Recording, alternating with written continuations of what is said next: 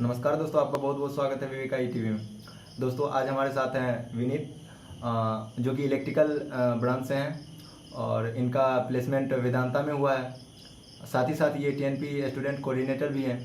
तो इनसे आज जानेंगे इंटरव्यू एक्सपीरियंस के बारे में। और उनसे पहले भी ये कुछ कंपनीज़ में बैठे थे, तो उनका भी इंटरव्यू एक्सपीरियंस जानेंगे। कुछ में रिजेक्शन मिला था तो उनका भी देखेंगे कि वहाँ से क्या इन्होंने सीखा और कैसे अपने में इम्प्रूवमेंट किया। तो उन सब चीज़ों पे आज बात करेंगे, तो आप हमारे साथ बने रहिए। आइए देखते हैं इनका इंटरव्यू।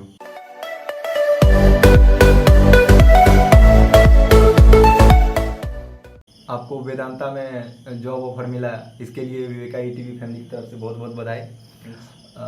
तो आइए देखते हैं। पहला क्वेश्चन कि वेदांता किस टाइप की कंपनी है, क्या करती है, उसमें इलेक्ट्रिकल वालों का क्या रोल है?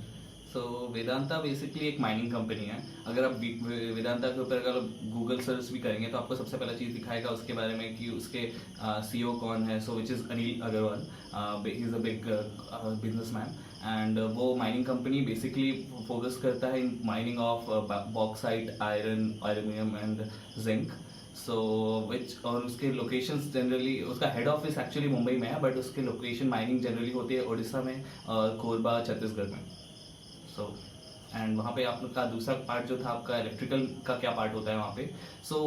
माइनिंग करने के लिए वहाँ पे इलेक्ट्रिसिटी का जरूरत पड़ता है। उस पार्ट में इलेक्ट्रिकल मेंटेनेंस के लिए जनरली इलेक्ट्रिकल इंजीनियर का जरूरत पड़ता है। एंड उसके साथ साथ अगर उसका कैप्टिव पावर प्लांट भी है जो कि यूज होता है उसको पावर सप्लाई देने के लिए, उसके लिए भी हमें जरूरत पड़ता है इलेक्ट्रिसिटी का। तो वहाँ पे इलेक्ट्रिकल इंजीनियर का बेसिकली बहुत जरूरत होता है। और वेदांता में जब आप जाते हैं इंटरव्यू के लिए, तो पहला राउंड क्या था उसके लिए? बेसिकली जब वेदांता का टेस्ट, असेसमेंट टेस्ट जो होता है वो पहला राउंड था। उसमें हमसे पूछा गया था, विच इज़ कंप्यूटर पे होता है। उस पर हमसे पूछा गया था लॉजिकल, क्वांट्स एंड वर्बल ऐसे चीज़ें। एंड उसके साथ साथ हमसे वो इलेक्ट्रिकल इंजीनियरिंग से रिलेटेड थोड़े बेसिक क्वेश्चंस भी थे। बेसिकली इतना ही था और हमें 1 आवर 30 मिनट्स का टाइम मिला था उसको कवर करने। कितने लोग टोटल शॉर्टलिस्ट हुए थे? टोटल 30 लोग शॉर्टलिस्ट हुए थे। And after that next round था which is GD round. Group discussion round में भी बहुत लोग शॉर्टलिस्ट हुए थे। एंड उसके बाद एट द एंड 15 लोग का इंटरव्यू हुआ था। अच्छा, एक हमारे व्यूअर हैं, वो पूछे थे कि भैया जीडी राउंड नहीं होता है क्या? तो आज आपके लिए बात करेंगे कि जीडी राउंड कैसे क्लियर किया जाए। जीडी में आपको सबसे पहले बता दूं कि जीडी इज उसके लिए प्रिपेयर करना बहुत इजी है। अगर आप बहुत पहले से उसके लिए रेडी कर रहे हैं अपने आप को, तो बहुत सारे बेसिक टॉपिक्स होते हैं जो डीमोनेटाइजेशन, जीएसटी, ये सब पे ज़्यादातर क्वेश्चन जीडी के टॉपिक्स होते हैं। आपको करंट अफेयर्स के बारे में थोड़ा पता होना चाहिए, तो उसके बारे में आप रिसर्च कर सकते हैं, पढ़ सकते हैं। एंड उसके साथ साथ आपको कम्युनिकेशन स्किल्स दूसरा इंपॉर्टेंट चीज़ है। आई नो कि many people face problems in that. उसके लिए मैं भी खुद उसमें प्रॉब्लम फेस कर चुका हूँ। तो हम लोग जनरली वही करते थे कि अपने कुछ दोस्तों के साथ मिल गए एंड हम लोग उस पर बैठ गए, रूम में बैठ के इंग्लिश में बात कर रहे हैं, तो that helps us a lot. हम लोग बहुत कुछ सीखे, अब एक दूसरे को गलतियाँ समझे एंड बहुत सारे टॉपिक्स पे हमें बहुत सारी नॉलेज मिली। These are the basic things which we can use to develop our self. GD के लिए मैंने जब वेदांता जब आ रही थी तो मैंने बहुत सारे टॉपिक्स पढ़े, बहुत सारी चीज़ें पढ़ी एंड मेरा लग अच्छा था दैट मैंने जो टॉपिक पढ़ा वो हेल्प हो गया, वो आ गया, एग्जैक्टली आ गया, which doesn't happen that well, but हर बार नहीं हो सकता। बट आप ट्राई कर सकते हैं, आप जितना प्रिपेयर कर सकते हैं एक दिन पहले आप करिए, पहले भी कीजिए।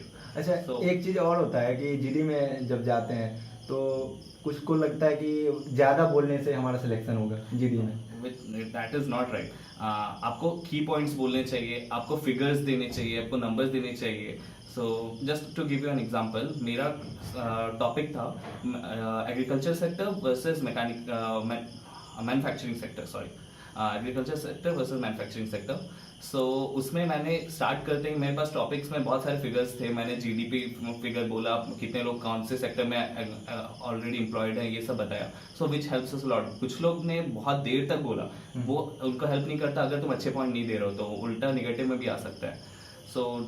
वही आंसर। और पहला चांस लेने से फायदा मिलता है क्या? हाँ, ये तो बहुत बड़ा है। आप अगर जीडी के ऊपर आप रिसर्च करेंगे तो आपको पता चलेगा कि आपको पहले बोलने पे आपको बहुत बड़ा फायदा होता है, आपको कंक्लूजन देने पे बहुत बड़ा फायदा होता है। तो जीडी में सबसे अच्छा होता है कि आप पहले, आपको जब स्टार्टिंग का 1 मिनट मिले तो आप की पॉइंट्स नोट कीजिए कि क्या क्या आपको बोलना है। स्टार्ट कर पाए तो बहुत अच्छा, बट अपना पॉइंट खत्म होने के बाद जब दूसरा कोई बोल भी रहा है तो आप चुप बैठ मत जाइए, आप नोट कीजिए, की पॉइंट्स नोट कीजिए सच दैट आप एंड में आप कंक्लूजन दे पाए। एंड कंक्लूजन में अगर आप हर पॉइंट को इंक्लूड कर पाए without including any new topic, then आपको बहुत बड़ा एडवांटेज मिलता है। आप कंक्लूजन अगर जो अच्छा दे दिया उसका सिलेक्शन बहुत श्योरिटी होता है कि उसको मिलना ही है। अच्छा, एक चीज़ और है जीडी में कि वहाँ पे 10-15 लोग लगभग होते हैं, तो उसमें चांस नहीं मिल पाता है सबको। हाँ, ये तो तो उसके इश्यू होता है। चांस कैसे ले अपना, कैसे ले? देखिए, अब लाइक जीडी जब भी होता है तो आई नो इट सीम्स कि आपको जगह नहीं मिल रहा है, बट अगर आप इस स्टार्ट नहीं भी कर पाए तो हर एक कोई भी डिस्कशन में ना एक हाई पॉइंट एक लो पॉइंट होता है। तो आप हाई पॉइंट में तो कभी नहीं घुसना चाहिए, वो आपका नेगेटिव हो जाएगा। लेकिन जब लो पॉइंट है कि कोई इंसान बोल रहा है, वो बस बोलना कोई एक सेंटेंस के बाद तो रुकेगा, जब भी अब वो रुक गया है, अगला सेंटेंस स्टार्ट नहीं हुआ या तो फिर वो सांस भी ले रहा है, तब आप घुस जाइए। वही होता है उसका तरीका। आप कभी भी बीच में नहीं घुस सकते। कोई सेंटेंस के बीच में अगर आप अपना बोलेंगे तो वो आपका अगेंस्ट जाएगा, आपको वो नहीं करना है बस। उम्मीद करता हूँ आपको आंसर मिल गया होगा। तो अब बढ़ते हैं अगले राउंड की तरफ। अगला राउंड था टेक्निकल इंटरव्यू। तो उसमें क्या पूछा गया, मतलब स्टार्टिंग से फर्स्ट क्वेश्चन जो भी है? सो टेक्निकल राउंड में बेसिकली स्टार्ट हुआ तो मुझसे मेरा इंट्रोडक्शन पूछा गया। So introduction which is a very important question. लोग ये सोचते नहीं है कि ये इंट्रोडक्शन भी इंपॉर्टेंट है, उसके लिए भी प्रिपेयर करके जाइएगा। एंड उसके बाद मेरे इंटर्नशिप के बारे में पूछा गया, विच वॉज मैंने इंटर्नशिप किया था एनटीपीसी में और टाटा मोटर्स। या सो उसके बाद मैं ऐसे एनटीपीसी पे ज़्यादा फोकस किया, टाटा मोटर्स में नहीं किया, जो कि ज़रूरी भी था बिकॉज वो लोग भी कैप्टिव पावर प्लांट में इलेक्ट्रिकल इंजीनियर को चाहते हैं, तो that's what they need. So NTPC पे मेरे से बहुत सारे क्वेश्चन पूछे गए, क्या मैंने सीखा वो भी पूछा गया। एंड उसके बाद मेरे से पूछा गया कि वहाँ पे ट्रांसफार्मर से रिलेटेड बहुत ज़्यादा फोकस किया गया, वो लोग ट्रांसफार्मर प्रोटेक्शन को बहुत फोकस दिए, उस पर बहुत देर तक क्वेश्चन पूछे मेरे से। एंड एट द एंड मेरे से ट्रांसफार्मर के बाद मेरे से थोड़ा वो मशीन के सेक्शन में आए, इलेक्ट्रिकल मशीन्स के टॉपिक्स पे थोड़ा बेसिक क्वेश्चन पूछा, नथिंग एल्स। और कोई सब्जेक्ट से क्वेश्चन नहीं पूछा गया वो इंटर्नशिप के अलावा? इंटर्नशिप के अलावा बेसिकली वही इलेक्ट्रिकल मशीन से थोड़ा क्वेश्चन, बट नॉट मच। वो लोग प्रैक्टिकल पार्ट को ज़्यादा वैल्यू दे रहे थे, नॉट थ्योरेटिकल। आप टाटा मोटर्स में भी इंटर्नशिप किए, तो वहाँ पे क्या आपने सीखा और कितना इम्पोर्टेंट आपको लगता है कि वो इंटर्नशिप आपको फ़ायदा किया कहीं पे? और हाँ, तो टाटा मोटर्स में मैंने इंटर्नशिप किया था, तो that was a 1 month internship.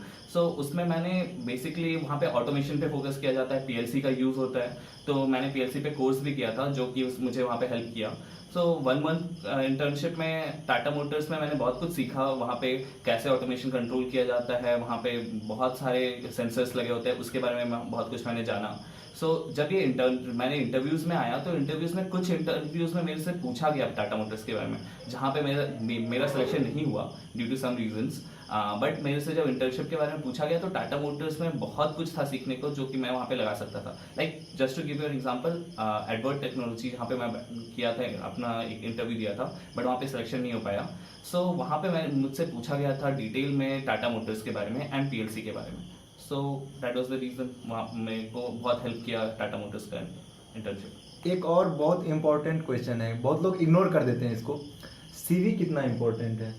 हाँ, तो सीवी सच में बहुत इंपॉर्टेंट है, ये बहुत लोग रियलाइज नहीं करते। कुछ लोग वर्ड में बना के, पावर पॉइंट में बना के ले आते हैं, so which is very wrong. HR सच में सबसे पहला चीज़ तुम्हारा सीवी देखता है, देन वो तुम्हें बुलाता है, तो उस पे बेसिस पे तुम्हें जज करता है। तो which was the problem I faced in many of my interviews. मैंने जब एक इंटरव्यू में मुझे एचआर ने मुंह पे बोला कि तुम सीवी बेटर बना सकते थे, इसलिए तुम्हारा सिलेक्शन नहीं हुआ। सो आफ्टर दैट मैंने बहुत मेहनत किया, फिर मैंने लेटेक्स का यूज़ करके मैंने एक बहुत अच्छा सा सीवी बनाया जो कि मैं आपको दिखा भी सकता हूँ, आप व्यूअर्स को दिखा सकते हैं।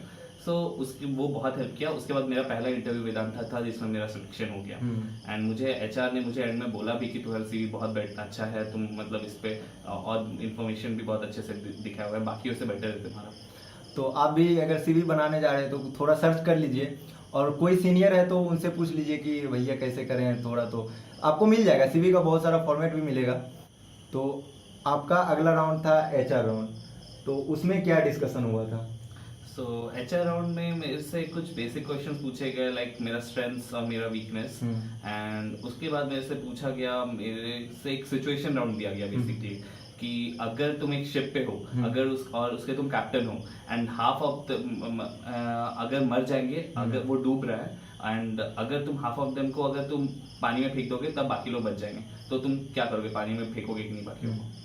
सो उसका आंसर मैंने दिया ऐसे, like you need to be diplomatic. तो मैंने उस पहले तो सिंपली ये नहीं बोला कि है ना मैं फेंक दूंगा, मैं बोला कि मैं अपन ट्राई करूंगा उनको बचाने का, मैं बाकी सामान को भेज दूंगा, वो प्रायोरिटी मैंने पहले लिविंग को दूंगा। बट वो एट द एंड सब कुछ हटा के बोल दिया कि तुमको फेंकना ही पड़ेगा, तब क्या करोगे? सो मैं बोला कि मैं वुमेन और चिल्ड्रन को बचा के रखूंगा, मैन को पहले भेजूंगा, बट एट द एंड मैं फोर्स नहीं करूंगा, because I don't govern the right to animal life. तो उनको मेरा आंसर अच्छा लगा, बिकॉज तुमको डिटेल में जाना होगा अपने आंसर के, दैट्स द रीजन। और HR राउंड कंप्लीट हुआ, उसके बाद रिजल्ट कब आया फाइनल सिलेक्शन का? सो रिजल्ट तो उसके बाद हमें 2 घंटा बैठा के रखे, फिर एट द एंड हमें सिलेक्शन मिल गया।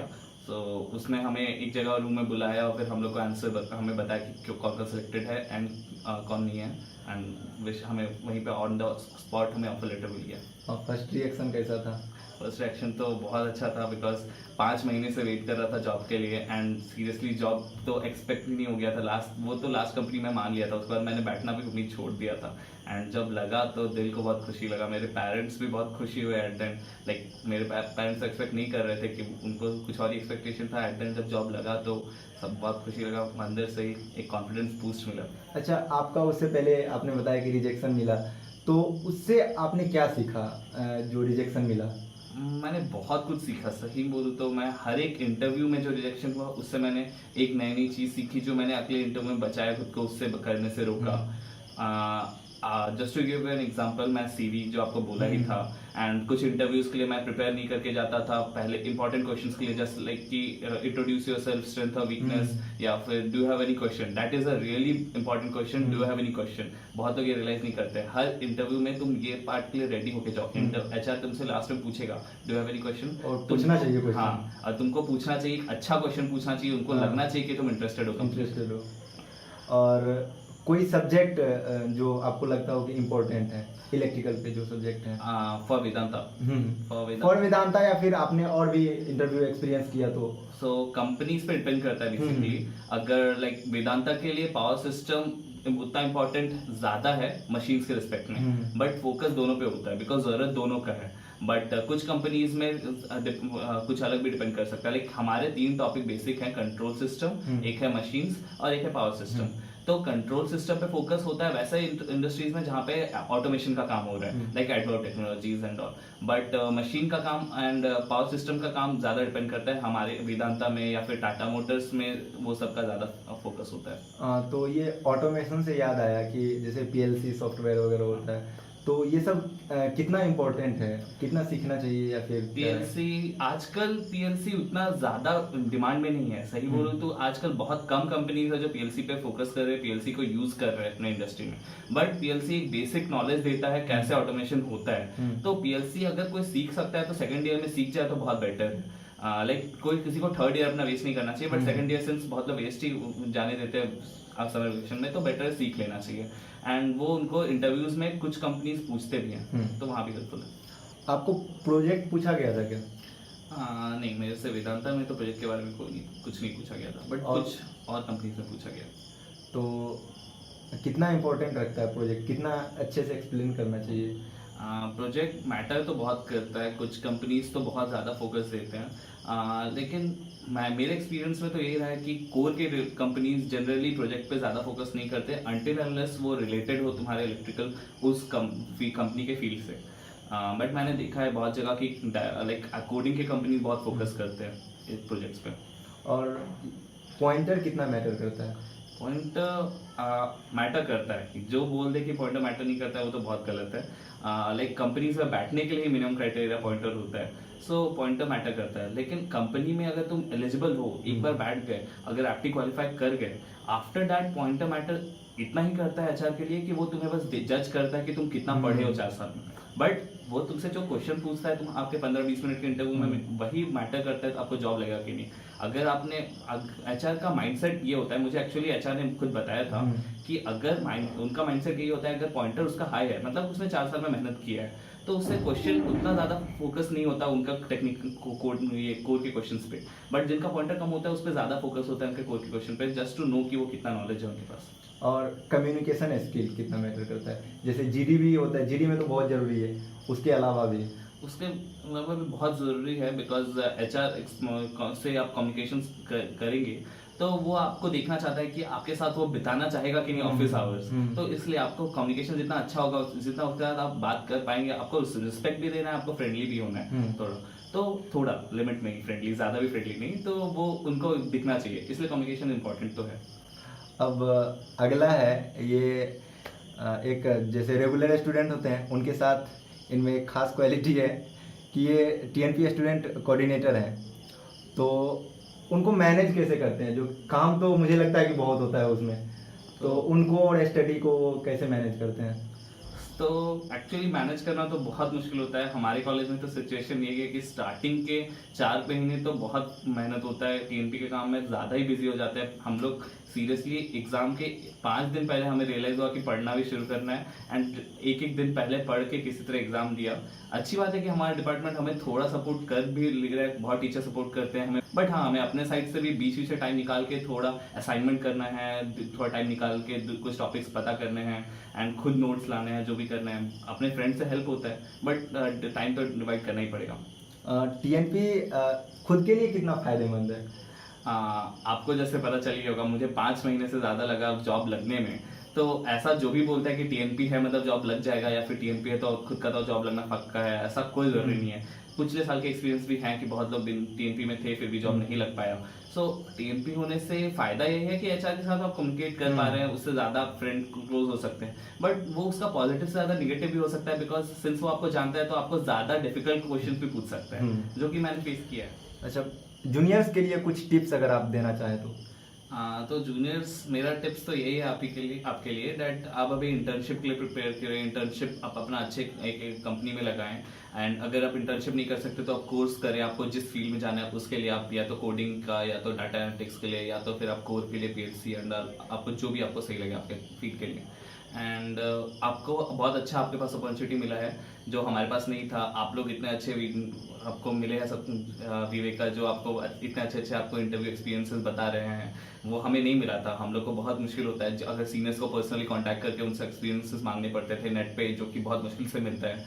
तो ये आप लोगों के पास बहुत अच्छा इनिशिएटिव है जो विवेका ने किया है। सो प्लीज़ सब्सक्राइब करें, लाइक करें, शेयर करें इस वीडियो को, ताकि आप बहुत से लोगों को और मिल सके ये वीडियो। Thank you. और आपको जो भी डाउट आ रहा है कुछ भी, तो आप कमेंट में लिखें, आपका वहाँ पे आंसर मिलेगा, या नहीं तो फिर अगला इंटरव्यू में आपका क्वेश्चन कंसीडर किया जाएगा। उम्मीद करता हूँ आपको ये वीडियो पसंद आएगा। आप लाइक कीजिए, अगर वीडियो पसंद आ रहा है तो लाइक कीजिए, अगर नहीं पसंद आ रहा है तो आप कमेंट करिए क्यों नहीं पसंद आ रहा है, ताकि हम इम्प्रूव कर सकें अगला वीडियो में। और अपने दोस्तों के साथ शेयर कीजिए, अपने जूनियर के साथ शेयर कीजिए, ताकि उन लोगों को भी फ़ायदा मिल सके। इनको लाने में बहुत मेहनत लगी है, बहुत बिजी है आदमी है, जैसा कि आपको पता चला कि ये टीएनपी कोऑर्डिनेटर भी है। तो आज के लिए इतना ही, धन्यवाद, जय हिंद।